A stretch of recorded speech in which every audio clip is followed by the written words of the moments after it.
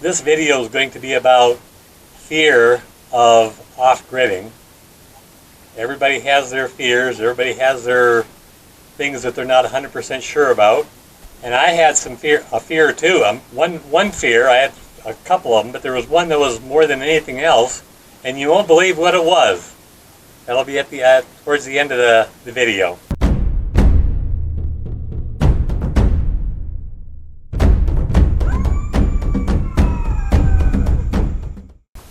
Good morning, everyone.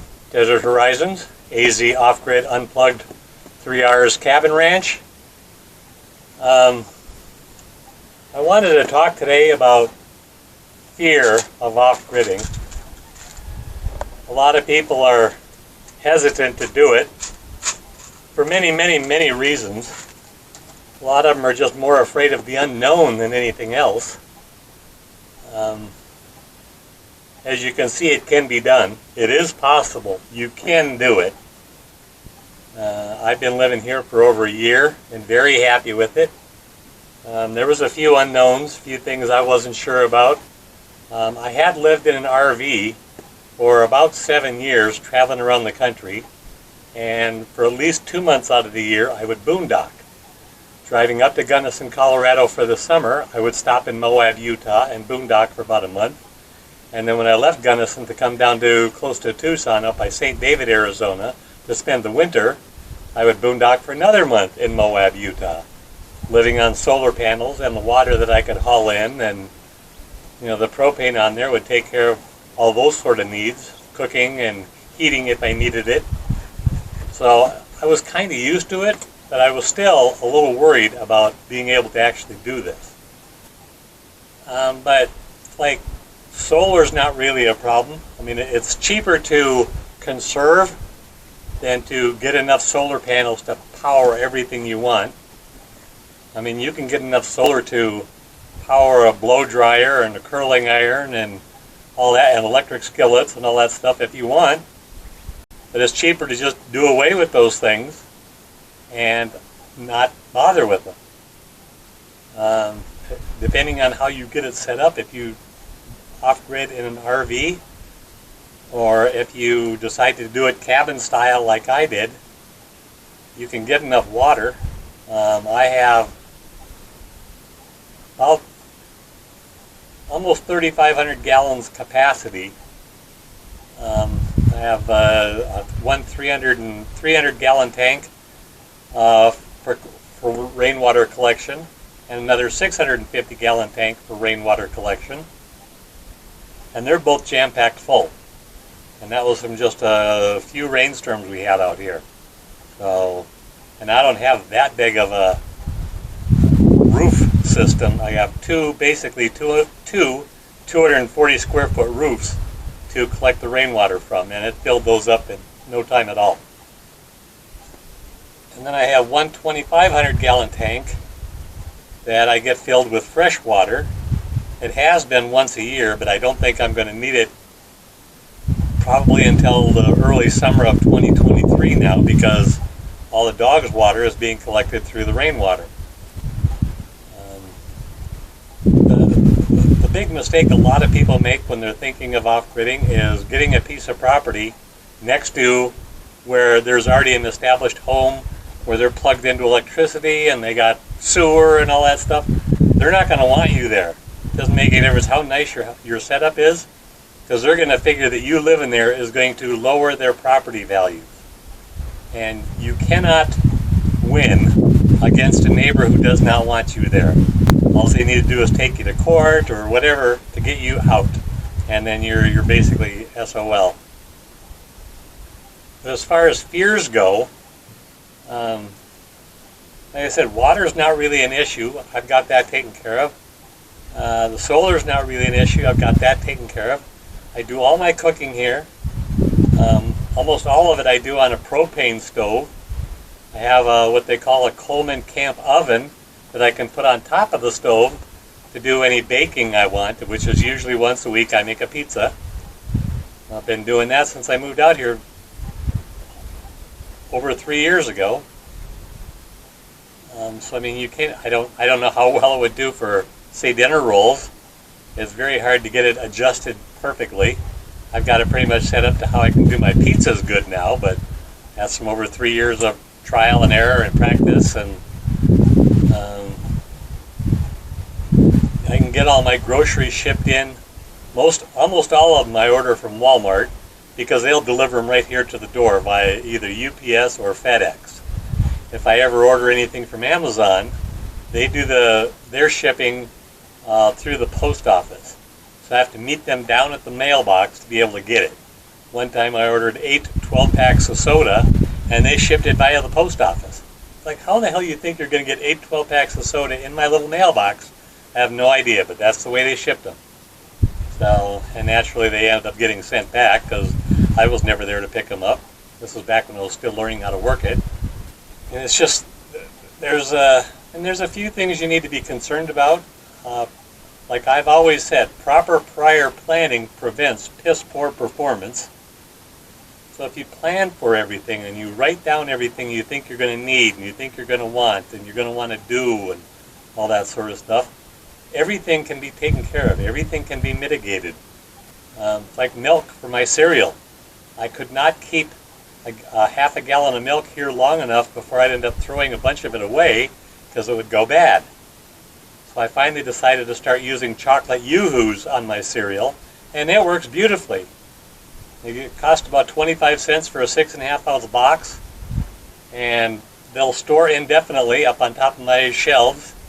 I take 10 out at a time and put them in the refrigerator, and they're nice and cold when I need them. Fresh fruits and veggies and stuff like that, I need to go into town once in a while to pick up. The main veggie I eat is raw onions because they'll keep for so long. I mean, I can buy those and they'll last for a month, maybe even 2 months. Occasionally I'll buy a tomato to throw on. I buy frozen hamburger patties so I can have my hamburgers about once a week. I mean, it's more fear of the unknown than the known, because if you know what the problem is, you can deal with it. I've got enough ammunition and armor, I'll call it, to be able to take care of most any situation I have out here. I'm sure I can be overrun easily, but not by 1 or 2 or 3 people. I mean, you can take care of, if you want to live way out in the sticks, people are always concerned about the dangers out here of the bad people, the bad actors wanting to come out and take your stuff. I've lived in Minnesota, California, Washington State, Colorado, Arizona, Oklahoma, and Utah, 1 or 2 other places, and every one of those places had bad actors in them. Every one of them had burglaries and thefts and murders and all sorts of stuff, so you can't get out of it, and that was living in the cities. So now that I'm living out here, I actually feel safer out here than I did when I was in Tucson. And Tucson's a relatively safe city. I know that when I was living in Tucson and I had this property out here, and just the trailer sitting on it, when I was in town, I was always worried about this place. Oh no, what's happening? Who knows what can be getting in there and taking my stuff and stealing my stuff. Just as funny was when I was out here, I would be worried about all the thefts and other stuff that could be happening at my house in town. Very few people know I'm here, know where I am, know how to get here, have a clue that I'm out here. Like last week's video, I talked about rush hour. That was just before 9 o'clock, and I was talking about rush hour in Tucson. Hundreds and thousands of cars driving by almost every intersection during the day. I hear maybe 1 car a day driving down the road. Sometimes I don't even hear that. The dogs are always hearing something because they bark at whatever. I don't know if it's coyotes or rabbits, but they'll bark, bark, bark, run off, chase whatever it is, come back a couple minutes later and they lay down or wander around or whatever. So I do feel much safer out here with the dogs. I would be a little concerned if I didn't have the puppies here to basically be my guard, my first alert guard system. I do have several trail cameras and picture cameras, video cameras, early warning detection systems, driveway alarms. So I know long before anybody even sees me that they're coming. I mean, I can get propane delivered out here depending on where you live, where you buy your property. That may not be an option. So you have to take your tanks into town once in a while and fill them up. Oh well, to me it is much better to live far enough away and have beautiful scenery, beautiful neighbors, and beautiful weather, and have to drive into town once a month than live in a crappy place because I want to be closer to town. Like the inconvenience from having to drive into town once a month, and I usually only go in once every 2 months, but I'm close enough to town, I can get TV reception if I need. Like I said, I can get everything delivered out here. Fear of being alone, well, you can be alone where you're living now, and then what are you going to do? I believe it's been attributed to Robin Williams, but I don't know who originally said it. But what is worse than being alone is being with someone who makes you feel like you're alone. And I've been in that situation, and it's a bad one, so I don't miss that at all. I keep thinking about finding a woman who wants to come out here and live with me, but then the problem is I would have a woman out here living with me. So, and all the BS that entails, all the drama. So I'm happier living the lifestyle I chose. This is my dream. May not be yours, but a lot of people want to move off grid, and they're hesitant to do it because they're worried about this or they're worried about that. If you want to write and ask any questions, feel free to do so. It's deserthorizons@hotmail.com. I can help alleviate any concerns you may have, explain to you how I've done what I've done. Like I said, I get almost all of my food because everything comes in a can or a box. It's like for breakfast. 3 days a week I'll have instant oatmeal. 2 days a week I have eggs and toast. And 2 days a week I have cold cereal. So I have to go into town once every other month to buy a couple dozen eggs.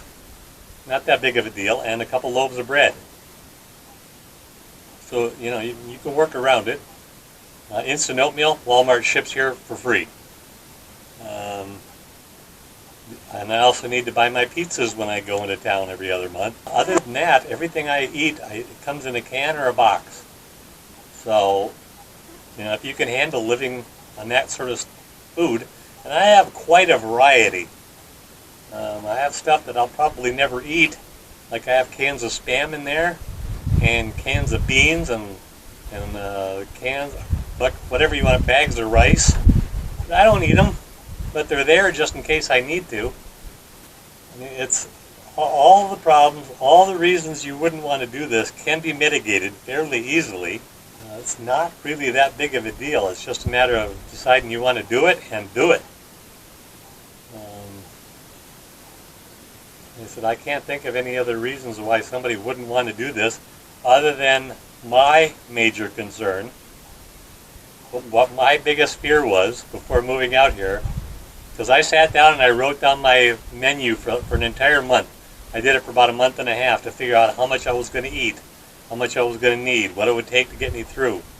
And I realized that it wasn't all that much. We're only talking 30 days. And I figured I would eat about maybe 3 cans of soup a week. Like I said, I eat frozen hamburgers, I eat pizza, other stuff. So, we're not talking that many. 3 cans a week is 12 cans a month. Big deal. Like I eat 4 eggs a week. So that's 16 eggs for a month. It's not that hard to plan ahead for having 16 eggs in a month. 4 pizzas a month. But my big concern was how I was going to do my bread, because I love having bread with dinners. During the 8-month time that when the Jeep was not working and I couldn't get to town, I learned to eat with just crackers, saltine crackers. It wasn't as good as bread, but with my eggs, it worked. With my chili, it worked. That's another thing is I have 1 can of chili a week. Every Friday, I eat a can of chili. So, I mean, that's 4 cans of that a month. It's not that hard to prepare for, plan for. I go through 8 Yoo-hoos a month. It's really not that difficult. The easiest thing to do is just write down what your menu for an entire month would be, how much you would need. Fortunately, I have the RV that I can store a lot of stuff in.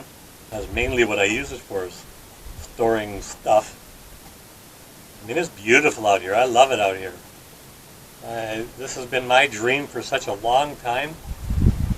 I grew up in something I didn't spend all my time. We had a house in town, 120 miles north of town. We had a vacation house, I guess you'd call it. It was an old farmhouse from the 1800s that the parents had bought and fixed up, painted and all that stuff.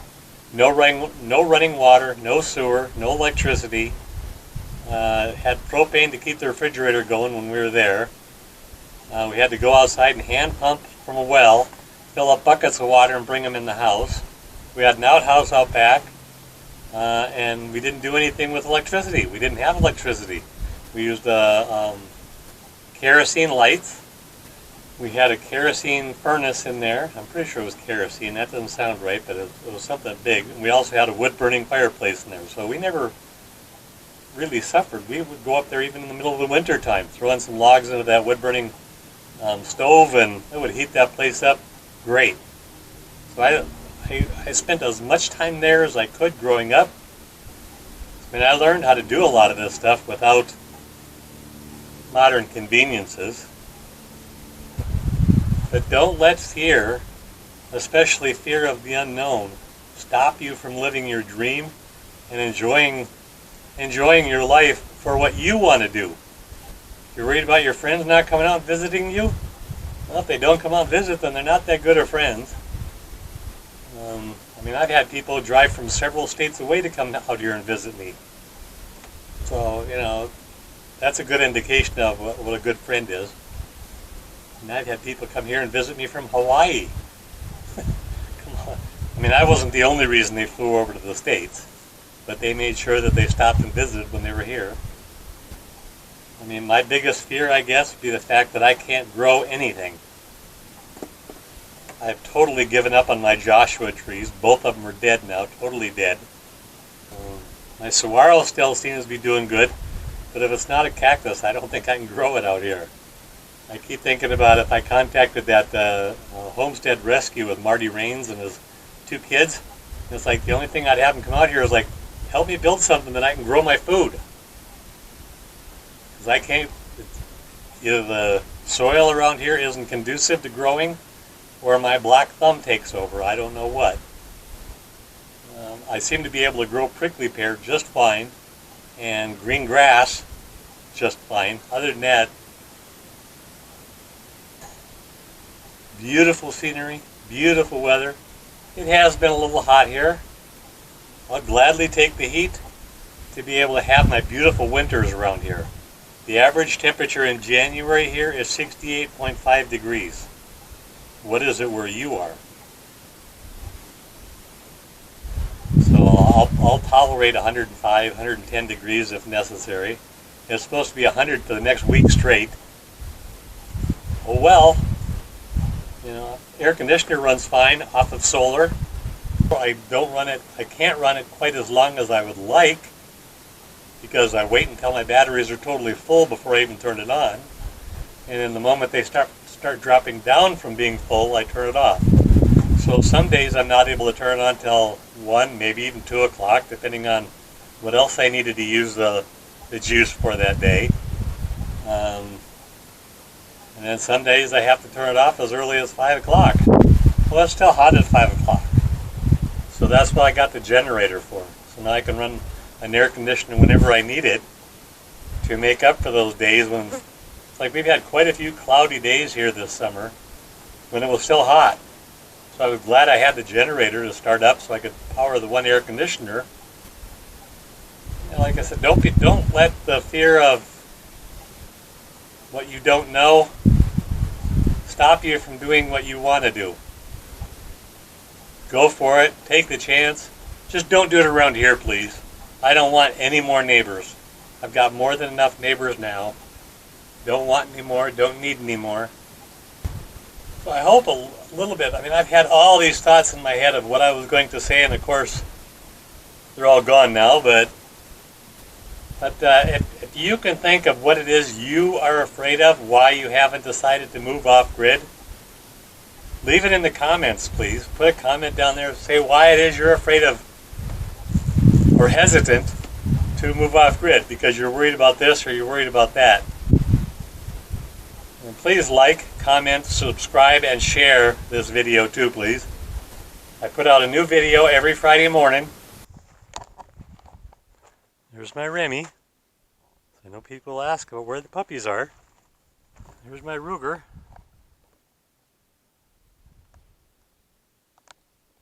There's my Susie. Hey puppy, how you doing? How you doing? Are you good, Susie?